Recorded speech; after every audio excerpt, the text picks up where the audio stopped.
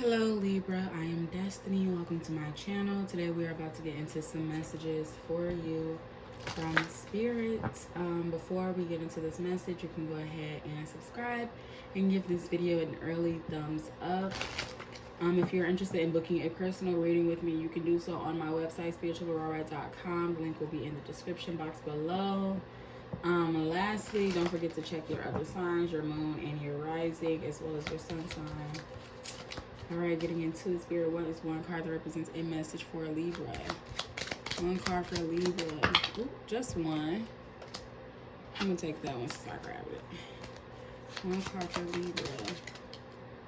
One clear card for Libra.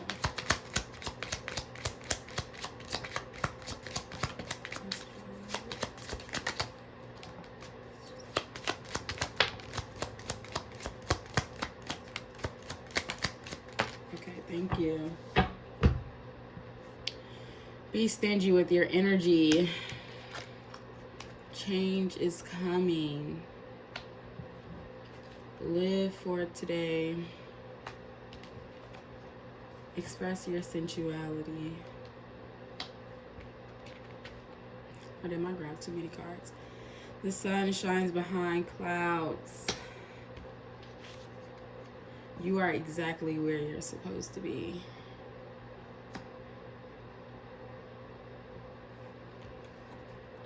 Know your damn worth. Be unapologetically you. And then you're stronger than you think. Okay, so Libra, I feel like right now it's important that you, with this be stingy with your energy, is giving me more like you need to kind of be more selective with what you focus your attention on. Like, what you think about, you bring about. You are a reflection of your past thoughts. And so if you want better, you have to think better. And you also have to do better. Or you also have to do better. Or if you want better, you have to do better. But you also have to think better. Like, that's the most important like tool to having a better life, like your mindset. Spirit wants you to know that like change is coming, but I feel like it could be there a lot faster if you would just continue to focus on the positive things instead of the negative things. Also with this live for today, like that's even more like, I guess, reminder or indication that you need to be more selective of what it is that you focus on and choose the better thinking thought. Like, if you're living for today, not considering your past or anything like that, then you know you would be able to experience life a lot more differently. Like, if you are living today, say you drive to work today with the idea of like, oh, yesterday when I drove to work, it was traffic. Oh my God, I don't feel like dealing with this traffic. I almost seen an accident, blah, blah, blah, blah, blah, blah, blah. Then you're not living for today. You're not focused on today. Today is not a new day to you. Today is just part 2 of yesterday. That's how you're viewing it. And so Spirit is like, live for today.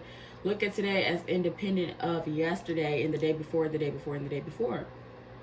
Express your sensuality. Like, sensuality doesn't always mean sexuality. Sometimes, ooh, that is not good. I got this. I'm gonna have to share with y'all real quick. I got this energized tea. Okay, that shit is not good. Let me take another sip.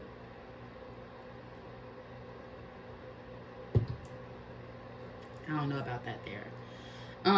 But with this express your sensuality, sometimes expressing your sensuality doesn't mean like having sex with people. It could mean like dressing how you want to dress. It could mean going out on dates. It could mean honoring yourself in a sensual way. So lighting some candles, moisturizing your skin, tending to your love languages, like all of those things. Like, get in tune with the fact that you are a sensual and sexual being. And so and also the fact that like you don't always have to be sensual with other people in order to kind of, I guess, like scratch that itch. So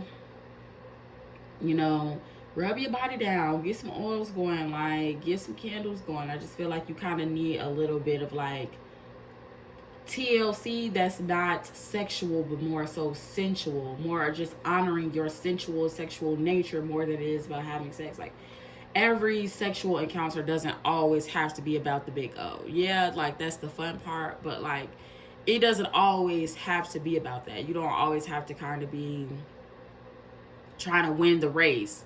More so just enjoying the marathon, having fun, being there.